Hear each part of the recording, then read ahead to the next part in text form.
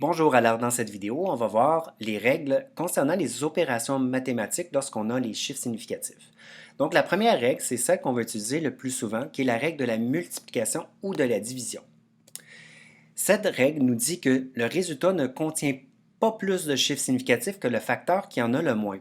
Alors par exemple, si on a 325,6 fois 1,7, on a 553,52 et là on n'a appliqué aucune règle. 325,6 contient 4 chiffres significatifs et 1,7 en contient que 2. Notre réponse doit donc contenir la même chose que le facteur qui en a le moins, soit 2 chiffres significatifs dans cette situation.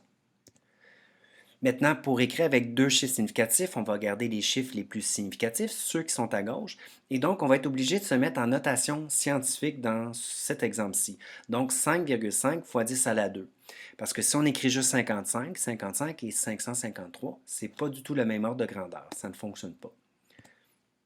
Maintenant, pour ce qui est de l'addition ou de la soustraction, le résultat de la réponse arrondie doit être aussi précis que le moins précis utilisé dans l'opération.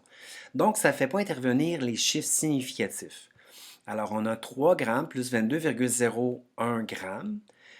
Le 3 grammes est précis à l'unité, donc je n'ai pas de chiffre après la virgule, alors que ma deuxième valeur en a 2, c'est précis au centième de gramme près. Donc, mon moins précis, c'est 3, est à l'unité, donc ma réponse doit arrêter à l'unité.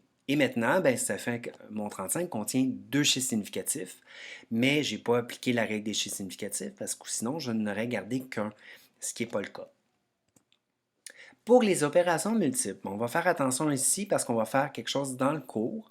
Lorsqu'il y a plusieurs opérations, la règle nécessite d'utiliser la propagation d'erreurs.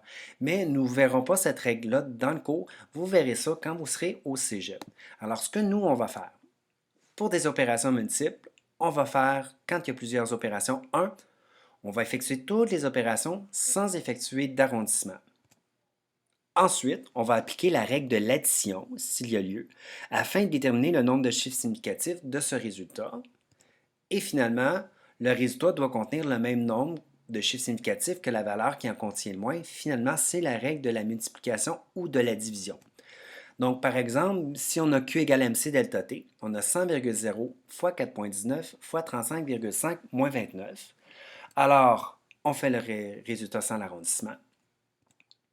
Maintenant, la règle de l'addition. C'est un peu particulier en fait parce qu'on n'aura pas vraiment ce genre de règle-là à appliquer dans le sens où c'est comme si on avait pris des données sur deux instruments différents. On ne fera pas ça dans le cours. Mais pour se donner une idée, j'ai 35,5 moins 29. Mon moins précis est précis à l'unité, comme le 29, donc mon 6,5 va être 7. Ce qui me donne qu'un chiffre significatif. Et donc, la réponse finale contiendrait qu'un chiffre significatif, donc 3 fois 10 à la 3. Alors voilà pour les règles sur les chiffres significatifs.